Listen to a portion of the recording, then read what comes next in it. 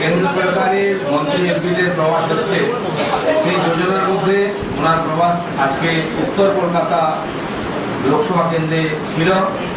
তিনি কর্মীদের সঙ্গে কথা বলেছেন ওখানে।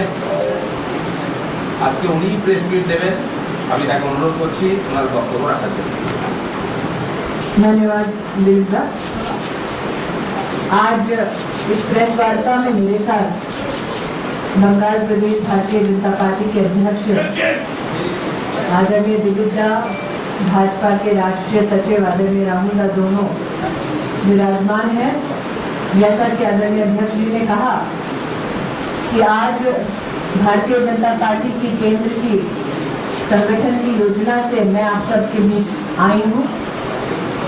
आज मैं एक विशेष लोकसभा क्षेत्र में कार्यकर्ताओं के समक्ष चर्चा संवाद हेतु भारत सरकार की लगभग 3 साल की उपलब्धियों को हमारे कार्यकर्ताओं के समक्ष मैंने प्रस्तुत किया।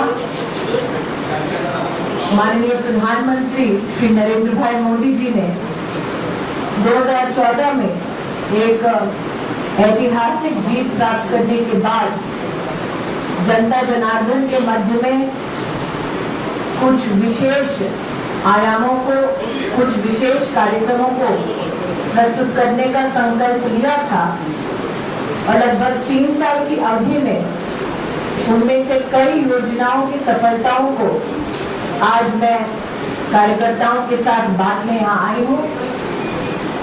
प्रत्यक्ष रूप से ये मेरे लिए हर्ष का विषय है कि जिस राष्ट्र में गरीब परिवार के व्यक्ति को बैंक से लोन प्राप्त करना एक चुनौती लगता था, वही आज प्रधानमंत्री मुद्रा योजना के तहत लोन प्राप्त कर रहा है, जिसके लिए उसे कोई भी कोलैटरल नहीं देना पड़ रहा। मुद्रा योजना की सफलता राष्ट्र के सम्मुख जब आई तो इस बात का भी संतोष हुआ कि 70% लाभार्थी महिलाएं हैं। पश्चिम बंगाल के अगर हम आंकड़े देखें तो साल 2015-16 में विशेषतः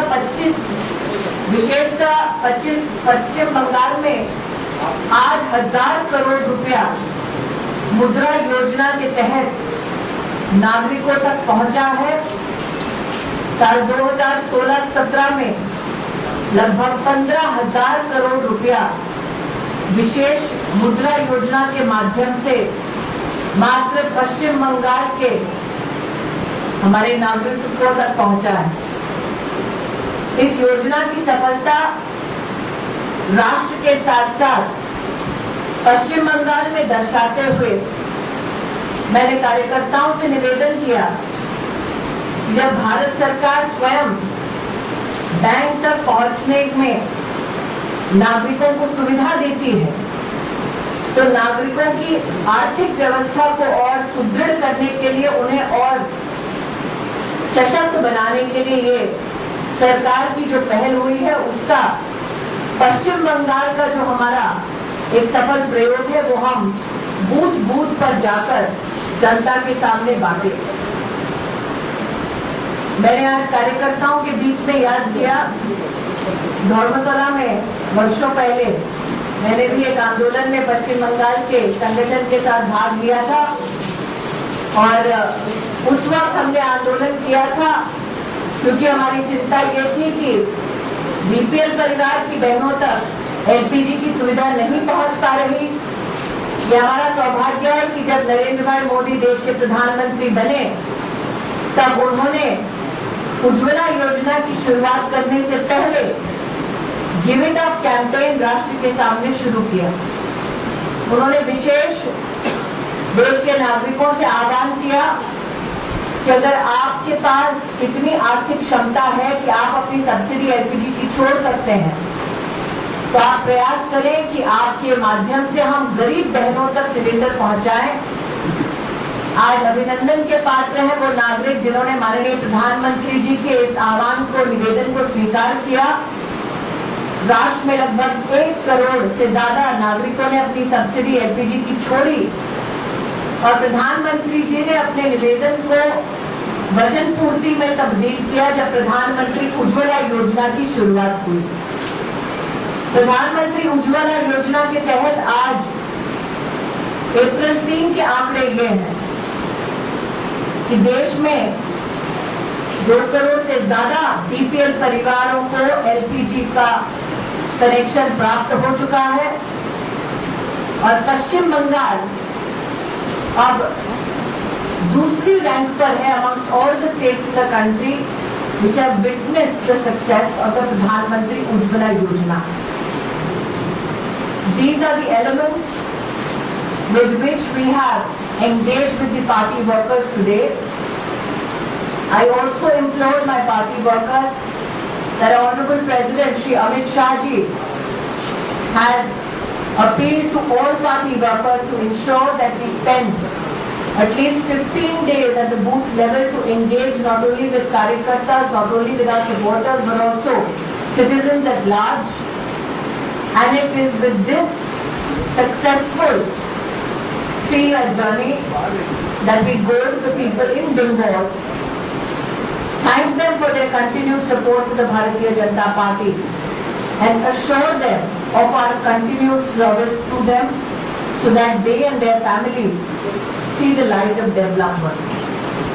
I now leave the floor open for questions. आज बाबरी पर कोर्ट का एक निर्णय आया है, इस पर आपकी भूमिका है कि बड़े वरिष्ठ नेता इसमें नाम रखकर जो है कोर्ट की टिप्पणी पे अभी क्योंकि मैंने कार्यकर्ताओं के मध्य में थी इसलिए मैंने देखी नहीं है और वैसे भी एक कैबिनेट मंत्री होने के नाते कोर्ट की किसी भी वर्डिक्ट पे या इंडिकेशन पे मेरा बोलना उचित नहीं है। बड़े नेता वरिष्ठ नेताओं मैंने अपना जवाब दे दिया है। उसके केस चलने की बात है, 2 साल में टाइम कंप्लीट कर रहा है। Next question.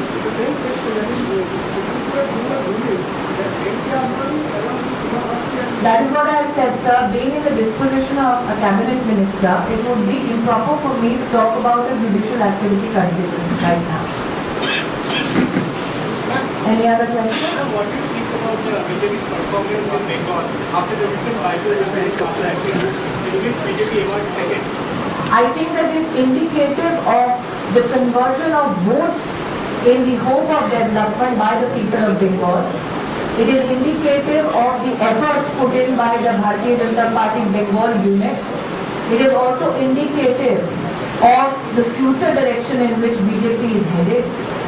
Also, it is indicative of the declining popularity of the TMC and other political parties in the state of West Bengal. दीदी, जब अटल बिहारी वाजपेयी की सरकार थी तब ममता बनर्जी ने एक घूस कांड के ऊपर में उन्होंने इस्तीफा दे दिया था। आज यहाँ बंगाल में नारदा कांड और शारदा कांड होने के बाद ममता बनर्जी चुप है, क्या कहना चाहेंगे इस बारे में? जनता बोल रही है, वो चाहे कितना भी चुप रहे, लेकिन जनता बोल रही है। और अभी इससे पहले जो सवाल किया गया, बीजेपी का दूसरी पायदान पर आना ही जनता का धीरे धीरे उठता हुआ आक्रोश वोट के माध्यम से ये स्टेटमेंट दे रहा है कि you can not take the citizens of West Bengal for granted anymore. लेकिन दीदी जबकि ममता बनर्जी ने कहा है आप कि यहाँ की दीदी बोलते हैं कि दीदी के नहीं बोलते? अपना का दीदी बोल रहा हूँ। अभी ममता बनर्जी ने ये जब कातिल का जब आपका रिजल्ट आया था तो उन्होंने कहा था कि ये वाम और राम के गठजोड़ के कारण से केवल टीएमसी को हरासमेंट करने के लिए किया गया। तो क्या आपकी कोई साठगांठ चल रही है? मैं इतना ही कहूँगी कि आज जो आंकड़े मैंने आपको दिए, चाहे वो मुद्रा योजना हो, चाहे वो उज्ज्वला योजना, वो इस बात का संकेत है कि भारतीय जनता पार्टी ने एनडीए के शासन में जितनी हमारी क्षमता है उतना विकास हमने पश्चिम बंगाल के नागरिकों तक पहुंचाया। पश्चिम बंगाल में वो नजारा भी देखा जब कांग्रेस की सरकार के समय थी और जब तराजू में पश्चिम बंगाल के इंटरेस्ट को तोला जाता था कि अगर बंगाल को कुछ चाहिए तो संसद में टीएमसी या लेफ्ट को कुछ गतिविधि करनी पड़ेगी कांग्रेस के समर्थन में। आज चाहे वो मुद्रा योजना हो, चाहे वो उज्ज्वला योजना हो, ये योजनाओं की सफलता पश्चिम बंगाल में अपने आप में इस बात का संकेत है कि हम जनता के भविष्य के साथ ना खिलवाड़ होने देते हैं, ना राजनीति को बीच में आने देते हैं। माननीय प्रधानमंत्री जी का पहले से ही एक निवेदन रहा है कि सबका विकास तभी संभव है जब सब साथ हैं और हर राष्ट्र की उन्नति उसके प्रदेश की उन्नति पर निर्भर करती है। और हमारा संकल्प और हमारा सपना यह है कि बंगाल भी उन्नत पथ पे देश में चले। आप जिस लोकसभा के बारे में अभी आए हैं उस लोकसभा का जो करेंट एमपी है वो तृणमूल का संसद का नेता है सुदीप बंदोपाध्याय, उसको सीबीआई ने अरेस्ट किया। कल ममता बनर्जी उसके साथ साक्षात्कार करने गया था उड़ीसा में, क्या बोलेंगे ये? और 2 नंबर पश्चिम बंगाल में हर जिले में बीजेपी का जो कार्यकर्ता है उसके ऊपर अत्याचार हो रहा है शासक दल का। आपका दिलीप दा कैलाश विजयवर्गीय जी केंद्रीय हस्तक्षेप चाह रहा है, आप भी क्या यही मांग करेंगे? मैं इतना ही कहूंगी कि भारतीय जनता पार्टी का संघर्ष पश्चिम बंगाल में नया नहीं है। धर्मतला में जब मैंने आंदोलन किया था एक सामान्य कार्यकर्ता के नाते, तब मैंने भी जेल की हवा खाई थी। और मैं इतना ही कहना चाहूंगी कि हमारे कार्यकर्ता पश्चिम बंगाल में ये संदेश प्राप्त करें कि पूरे देश का संगठन उनके संघर्ष को प्रणाम करता है। पूरा देश आतुरता से देख रहा है कि किस प्रकार से कमल का फूल पश्चिम बंगाल की धरती पर खिलेगा। एक कैबिनेट मंत्री होने के नाते मेरी अपनी कॉन्स्टिट्यूशनल मर्यादा है, क्योंकि लॉ एंड ऑर्डर एक स्टेट सब्जेक्ट है, लेकिन साथ ही उस संविधान की वजह से एक अपेक्षा भी है कि कानून का दुरुपयोग नहीं होगा राजनीति के लिए। After the names of 12 leaders of the PLC facing the CBI's FIR, CBI has been saying that the central government is selectively targeting their party to tarnish the image of the party ahead of the Panchayat elections that is scheduled to take. I think instead of shooting a messenger, one needs to understand that as a cabinet minister, I cannot talk about an ongoing investigation. It would be improper for me to do so. I think in any way, one should not create an environment where we subjugate a particular investigation agency to any kind of pressure. I will also say that the courts, the agencies will ensure that justice is done, and that is the only limited statement I make on this, because I have constitutional propriety to uphold.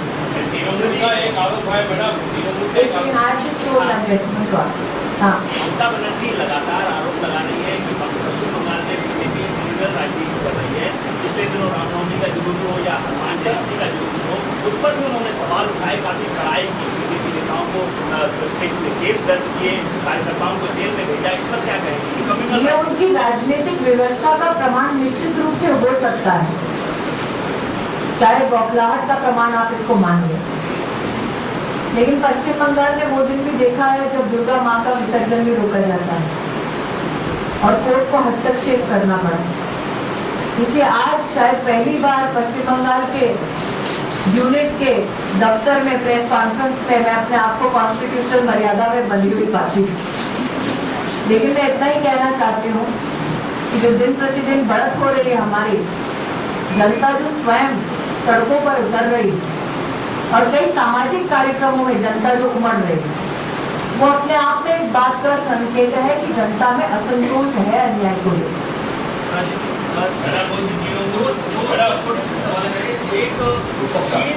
Somebody who not asked a question before.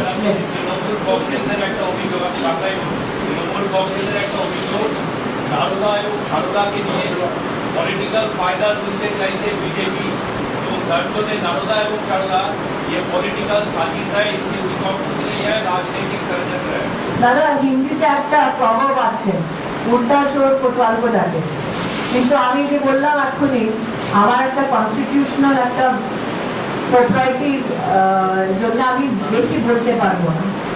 The very fact that I am respecting that constitutional propriety, as I'm sure other senior ministers have done that and been restrained in our comments, is indicative that we respect the constitutional, procedural and due process of law, and hence no indicative statement from us on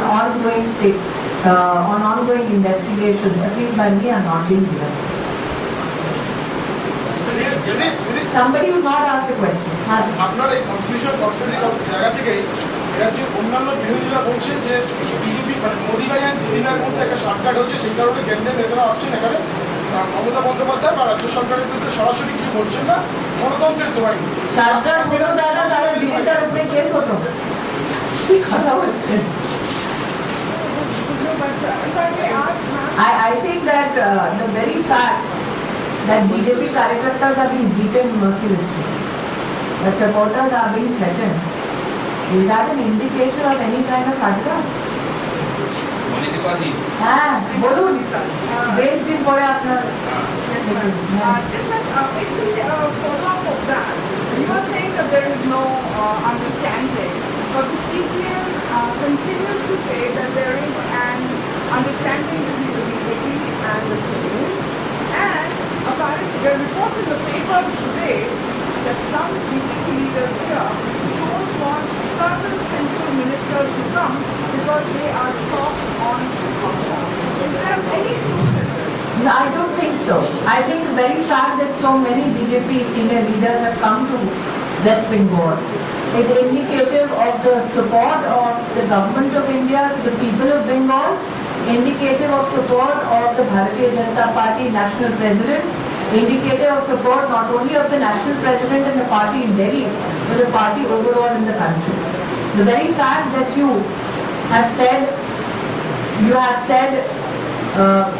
have quoted the CPM in your question in itself, I think suggests that there is a little disquiet amongst those political organizations that have actually faded away, and the only way that they can clutch on to headlines is by indulging in such conspiracy theories. Then would you agree that So I'm not allowing any other gentleman to ask a double question. I understand you cannot answer on the Supreme Court verdict, but is it demoralizing for the BJP when something like this comes up?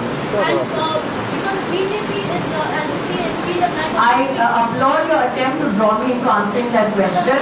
I think you forget that I have a history in the media, so I will avoid to fall in your trap. Thank you so much. Very kindly. Yes, sir. जिस तरह से केंद्र सरकार चुनाव के दौरान प्रधानमंत्री ने कहा था कांग्रेस मुक्त भारत, तो क्या एक ऐसा दौर आ गया है, बीजेपी ऐसा मान रही है कि अब रीजनल पार्टियां जो क्षेत्रीय पार्टियां हैं उस पर कब्जा क्षेत्रीय में करना?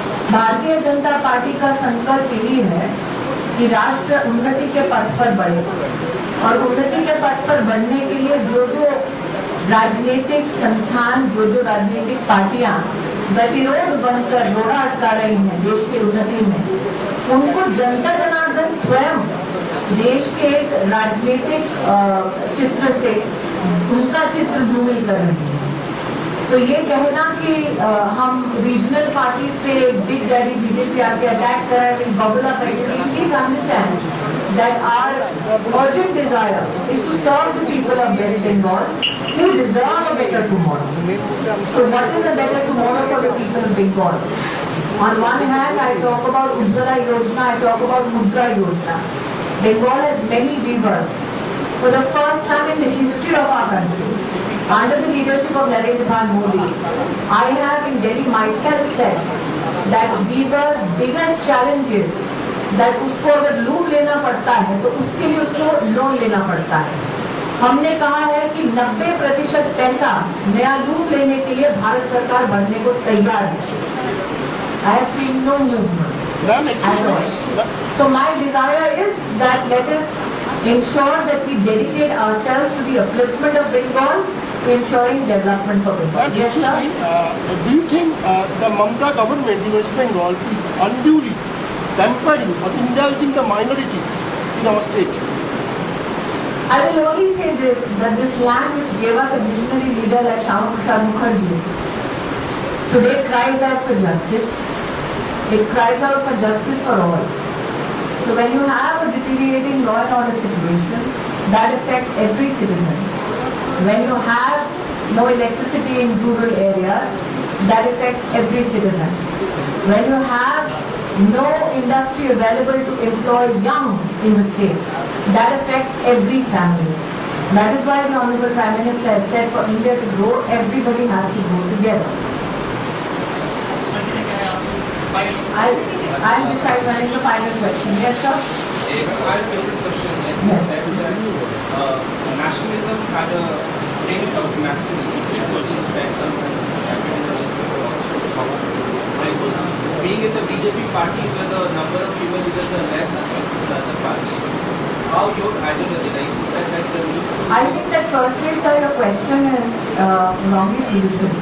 No, it's happening to Indian Express. Indian Express is never known to do a fair coverage. Okay. Sorry. Yes, ma'am? And Tribal Talaq was the main issue during the UP election. Yes. Now Azam Khan has targeted PDP saying that Tribal Talaq mainly depends on Muslim Sharia and other parties should not interfere into it. I think somebody who was more interested that the police looks for his buffalo than look for anti-social elements is least positioned to talk about safety, security and women's rights. I also feel that today you have a government in Uttar Pradesh which is taking a constitutional stand, which is legally vetted, which I'm sure will ensure justice. But it's interesting that I am addressing you in a state which is headed by a female chief minister. And when we talk about justice for all, I would love to hear what Mamata Ji has to say about Tribal Talaq. Thank you so much, ladies and gentlemen. Smriti ji, can I ask you a question, please?